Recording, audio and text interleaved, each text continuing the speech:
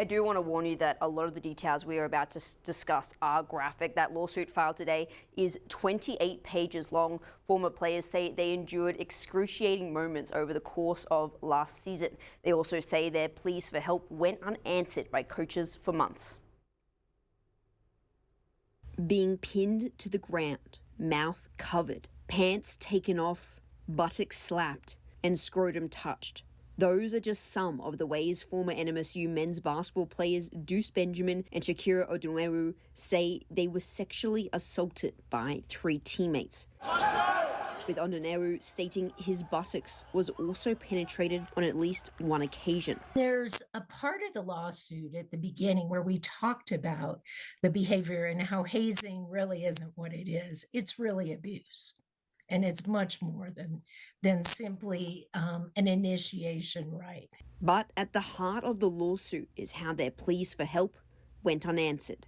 The players allege the sexual assault started in July of 2022 and ramped up into February of this year. The lawsuit states that the first time the coaches were alerted to the allegations was in November, and they were told multiple times after that. Odunewu said he asked Dominic Taylor to do something about it, and he says Taylor laughed in his face and said, quote, "What do you want me to do?" Perhaps if something had been done very early on, we wouldn't be here. There wouldn't be a lawsuit.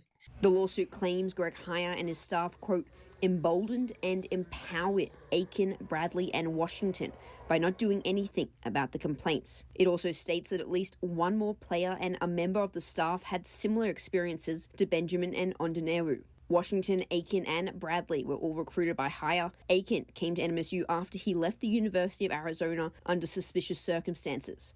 The lawsuit actually states both Hire and Taylor were on notice that Aiken had prior problems with inappropriate behavior towards other students. William Benjamin, Deuce's father, who is in the NMSU Athletics Hall of Fame, is also part of the lawsuit. He claims he tried calling both athletic director Mario Mocha and Hire the night Deuce Benjamin broke down and told him everything. He says that neither responded to him, and the next day they filed the police report with NMSU police. Part of the reason that these gentlemen brought this case was because they wanted to stop in collegiate athletics.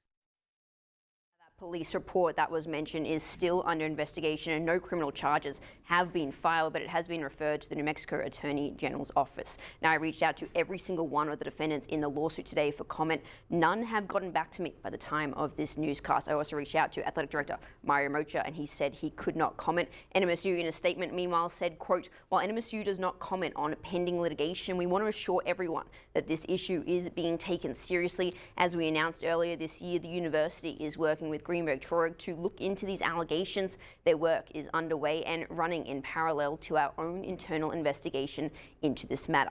Now, I have been in contact with William Benjamin today as well. He told me that he has been advised not to give any more interviews. This is, of course, a developing story and we will continue to follow it. But for now, reporting live from the studio, Rachel Phillips, ABC 7.